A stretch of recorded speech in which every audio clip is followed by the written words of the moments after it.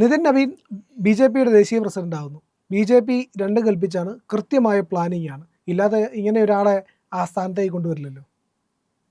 അല്ല, അത് ബി.ജെ.പി വളരെ കണക്കുകൂട്ടി ചെയ്തിരിക്കുന്ന ഒരു സാധനമാണ്. അതിനകത്ത് രണ്ട് കാര്യങ്ങളാണ് അവർ പ്രധാനമായിട്ട് നോക്കിയിരിക്കുന്നത്. ഒന്ന്, ഒരു പുതിയ നേതൃത്വത്തെ, അതായത് യുവാക്കളുടെ ഭാഗത്തു നിന്നും യുവത്വത്തിൻ്റെയും, അതോടൊപ്പം തന്നെ 45 വയസ്സേ ഉള്ളൂ, അതോടൊപ്പം തന്നെ എക്സ്പീരിയൻസും ഉണ്ട്. അപ്പോൾ 45 വയസ്സിനകത്ത് അദ്ദേഹത്തിന് 2006 മുതൽ അദ്ദേഹത്തിൻ്റെ അച്ഛൻ്റെ മരണത്തിന് ശേഷം, അതായത് നവീൻ കിഷോർ പ്രസാദ് സിൻഹ, അദ്ദേഹം അവിടെ MLA ആയിരുന്നു. അദ്ദേഹത്തിൻ്റെ മരണത്തിന് ശേഷമാണ് ഇദ്ദേഹം വീണ്ടും സജീവമായിട്ട് രാഷ്ട്രീയത്തിലേക്ക് വരുന്നത്. അന്നു മുതൽ അദ്ദേഹം MLA ആണ്, അവിടെ പലതവണ മന്ത്രിയായിരുന്നുണ്ട്. ഇപ്പോഴും മന്ത്രിയായിരുന്ന അവസരത്തിലാണ് BJPയുടെ ദേശീയ വർക്കിംഗ് പ്രസിഡൻ്റായിട്ട് കഴിഞ്ഞ ഡിസംബറിൽ നിയമിതനായി. ഇപ്പോൾ അദ്ദേഹം ഔദ്യോഗികമായിട്ട് സ്ഥാനം ഏറ്റെടുക്കുകയായിരിക്കുന്നത്. അപ്പോൾ JP നദ്ദ ഈ സ്ഥാനത്ത് ഇരുന്നുകൊണ്ട് തന്നെയാണ് അദ്ദേഹം മന്ത്രിസ്ഥാനവും വഹിച്ചിട്ടുള്ളത്. അപ്പോൾ ഈ JP നദ്ദ കേന്ദ്ര മന്ത്രിസഭയിലേക്ക് വന്ന അന്ന് മുതൽ അല്ലെങ്കിൽ JP നദ്ദയുടെ കാലം കഴിഞ്ഞ അന്ന് മുതൽ പുതിയ പ്രസിഡന്റിനെ ആരാക്കണം എന്നുള്ള അന്വേഷണം BJPക്കകത്ത് നടക്കുന്നുണ്ടായിരുന്നു. അപ്പോൾ ഈ അന്വേഷണത്തിനൊടുവിലാണ് ഇത്രയും, കാരണം BJPക്ക് എത്ര വേണമെങ്കിലും എവിടെ നിന്ന് വേണമെങ്കിലും നേതാക്കന്മാരെ പിക്ക് ചെയ്യാനുള്ള ഒരു രാഷ്ട്രീയ സാന്നിധ്യം ഇന്ത്യയിൽ എവിടെയും ഇപ്പോൾ ഉള്ളൊരവസ്ഥയാണ്.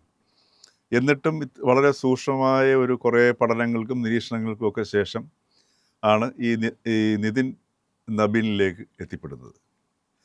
അപ്പോൾ അത് അദ്ദേഹത്തിൻ്റെ തീർച്ചയായിട്ടും സംഘാടക ശേഷിയും നേതൃപാഠവും ഒക്കെ സശ്രദ്ധം വീക്ഷിച്ചതിന് ശേഷമായിരിക്കണം BJP ഇങ്ങനൊരു ദൗത്യം ഏൽപ്പിക്കുന്നത്. കാരണം ഇത് നിതിൻ നബീൻ്റെ വിജയത്തേക്കാൾ ഉപരി, അദ്ദേഹം എങ്ങനെ പ്രവർത്തിക്കുന്നു എന്നുള്ളതിനേക്കാൾ ഉപരി, അദ്ദേഹത്തെ കണ്ടെത്തിയ നേതാക്കന്മാരുടെ വിശ്വാസ്യതയും കൂടി ഇവിടെ പ്രധാനമാണ്.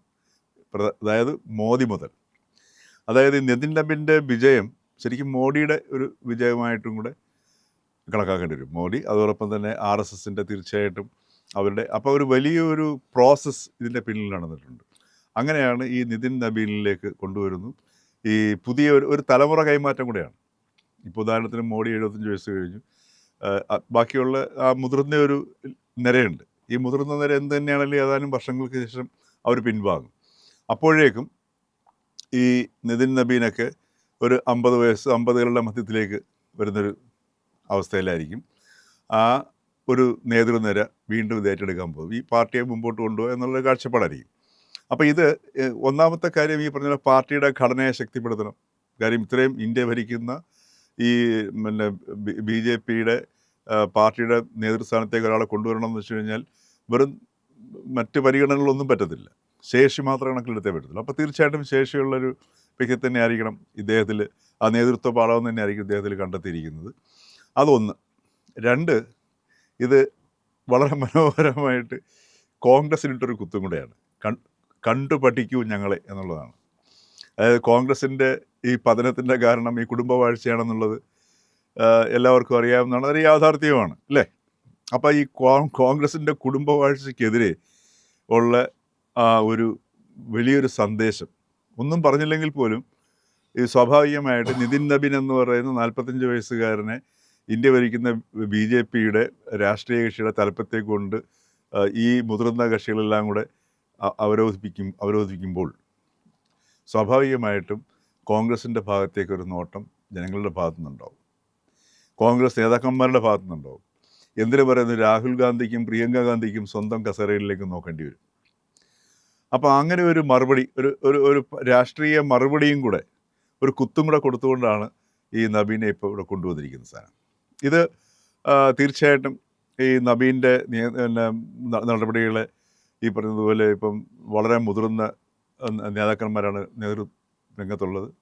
അപ്പോൾ അവരുടെ നിയന്ത്രണത്തിലൂടെ ഇദ്ദേഹത്തിനെ രൂപപ്പെടുത്തിക്കൊണ്ട് ഒരു മെൻറ്ററിങ് നടത്തിക്കൊണ്ടുവരുന്ന ഒരു പ്രോസസ്സിലൂടെ ആയിരിക്കും ഇദ്ദേഹം ഇനി കടന്നു പോകാൻ പോവുക. അപ്പോൾ അത് തീർച്ചയായിട്ടും അദ്ദേഹത്തിൻ്റെതായിട്ടുള്ള നടപടികളും ആ ഒരു സവിശേഷതകളും നമുക്ക് ഈ ഇതുവരെ ഉണ്ടായിരുന്ന നേതാക്കന്മാരിൽ നിന്നും വ്യത്യസ്തമായിട്ട് എന്താണ് ഈ നേതാവിലൂടെ കാണാൻ പോകുന്നതൊക്കെ ഇനി വരുന്ന ആളുകളിൽ കണ്ടറിയേണ്ട ഒരു വിഷയമാണ്. എന്തായാലും ഏത് രാഷ്ട്രീയ പാർട്ടിയാണെങ്കിലും, അപ്പോൾ അത് BJP ആയിക്കോട്ടെ, കോൺഗ്രസ് ആയിക്കോട്ടെ, ഇന്ത്യയിലെ ഈ ജനാധിപത്യ സംവിധാനത്തിൽ പ്രവർത്തിക്കുന്ന ഏത് രാഷ്ട്രീയ പാർട്ടിയിലാണെങ്കിലും ഇങ്ങനെയുള്ള ഒരു യുവ നേതാവിനെ രാഷ്ട്രീയ പാർട്ടിയുടെ തലപ്പത്തേക്ക് കൊണ്ടുവന്ന് അവരോധിക്കുമ്പോൾ അതിനെ നമ്മൾ സ്വാഗതം ചെയ്യണം. കാര്യം അംബേദ്കർ പറഞ്ഞതുപോലെ ഈ വളരെ മനോഹരമായൊരു ഭരണഘടനയാണ്, ശ്രേഷ്ഠമായ ഭരണഘടനയാണ് ഇന്ത്യൻ ഭരണഘടന. പക്ഷേ അതിൻ്റെ മികവ് ഇരിക്കുന്നത് അത് കൈകാര്യം ചെയ്യുന്ന വ്യക്തികളുടെ കൈകളെ അനുസരിച്ചിരിക്കും.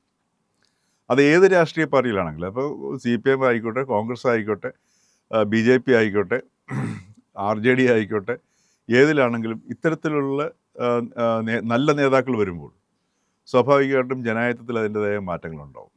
അപ്പോൾ അങ്ങനെ ഒരു മാറ്റം, നല്ലൊരു മാറ്റം BJPക്കകത്ത് ഉണ്ടാകും എന്ന് നമുക്ക് സ്വാഭാവികമായിട്ടും ഈ നിതിൻ നബിൻ്റെ വരവോടുകൂടി നമുക്ക് അത് പ്രതീക്ഷിക്കാവുന്നതാണ്. ഇത് ഈ ഒരു മാതൃക, ഇപ്പോൾ ഈ നിതിൻ നബിനെ അവരോധിച്ച ആ ഒരു രീതി, അത് ആർക്കും അതിലൊരു കുറ്റം പറയാൻ പറ്റില്ല എന്ന് മാത്രമല്ല ശ്ലാഘനീയം തന്നെയാണ്. ഇത് മറ്റെല്ലാ പാർട്ടികൾക്കും, ഇപ്പോൾ കേരളത്തിൽ പോലും ഇത്തരം ചില ചിന്തകളിലേക്ക് കിടക്കേണ്ട സമയമാണ്. ഇപ്പോൾ ഉദാഹരണത്തിന് കോൺഗ്രസ് പാർട്ടിയിൽ ഇപ്പോൾ ഈ പറഞ്ഞതുപോലെ എന്തുകൊണ്ട് കേരളത്തിലെ പ്രദേശ് കോൺഗ്രസ്സിന് ഇതേപോലൊരു സമർത്ഥനായ ഒരു കോൺഗ്രസ് നേതാവിനെ, ഒരു യുവത്വം അവശേഷിക്കുന്ന പരിചയസമ്പന്നരായ ഒരു നേതാവിനെ കൊണ്ട് എന്തുകൊണ്ട് നേതൃസ്ഥാനത്തേക്ക് കൊണ്ടുവരാൻ പറ്റുന്നില്ല? ഇഷ്ടംപോലെ നേതാക്കന്മാരുണ്ട് കോൺഗ്രസിനകത്തുണ്ട്, ഇല്ലേ? ഉദാഹരണത്തിന് BT ബൽറാം, അതിന് യോഗ്യതയില്ലേ? നല്ല യോഗ്യതയുള്ള വ്യക്തിയാണ്. അതേപോലെ ഒട്ടനവധി ചെറുപ്പക്കാർ കോൺഗ്രസ് പാർട്ടിക്കകത്തുണ്ട്. പക്ഷേ സണ്ണി ജോസഫിനെയാണ് അവർ നിയമിച്ചിരിക്കുന്നത്. അപ്പോൾ അവിടെ സണ്ണി ജോസഫിൻ്റെ നിയമനത്തിന് മറ്റു പല ഘടകങ്ങളും പരിഗണിക്കുന്നു.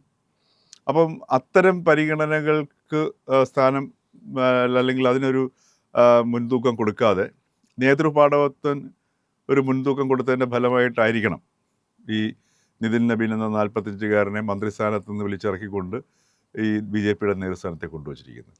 ഞാൻ പറഞ്ഞു, ഈ ഒരു സമീപനം കേരളത്തിലെ കോൺഗ്രസ് സ്വീകരിക്കുകയാണെങ്കിലും കോൺഗ്രസ്സിന് വലിയ മാറ്റങ്ങളുണ്ടാവും. അപ്പോൾ അതിൻ്റെ മുൻകൈ എടുക്കേണ്ടത് ഇതിൻ്റെ നിലവിലുള്ള കോൺഗ്രസ് നേതൃത്വമാണ്. CPMനും ഇതൊരു ബാധകമാണ്, അല്ലേ? അപ്പോൾ ഞാൻ പറഞ്ഞത്, രാഷ്ട്രീയ പാർട്ടികൾക്ക് പൊതുവേ ഈ ഒരു നിതിൻ നബീൻ്റെ ഈ ഒരു അപ്പോയിൻമെൻറ്റ്, അതല്ലെങ്കിൽ അദ്ദേഹത്തിൻ്റെ ഈ BJP പ്രസിഡൻ്റായിട്ടുള്ള ഈ ഒരു നിയമനം അല്ലെങ്കിൽ കണ്ടെത്തൽ എല്ലാ രാഷ്ട്രീയ പാർട്ടികൾക്കും പ്രചോദനമാകാവുന്ന ഒന്ന് തന്നെയാണ്. തീർച്ചയായിട്ടും അദ്ദേഹത്തിൻ്റെ കയ്യിൽ നിന്ന് നല്ല പ്രവർത്തനങ്ങൾ നമുക്ക് പ്രതീക്ഷിക്കുകയും ചെയ്യാം. പ്രിയപ്പെട്ട പ്രേക്ഷകരെ, നിങ്ങൾ ഇന്ത്യ ലൈവിന് നൽകുന്ന പിന്തുണയ്ക്ക് നന്ദി. നിങ്ങളുടെ പിന്തുണ ഞങ്ങൾക്ക് സബ്സ്ക്രൈബ് ആയിട്ടാണ് ലഭിക്കേണ്ടത്. നിങ്ങൾ ഞങ്ങളുടെ ചാനൽ സബ്സ്ക്രൈബ് ചെയ്യുക. അതിനു വേണ്ടിയിട്ട് ഇന്ത്യ ലൈവിൻ്റെ ലോഗോയിൽ ക്ലിക്ക് ചെയ്യുക.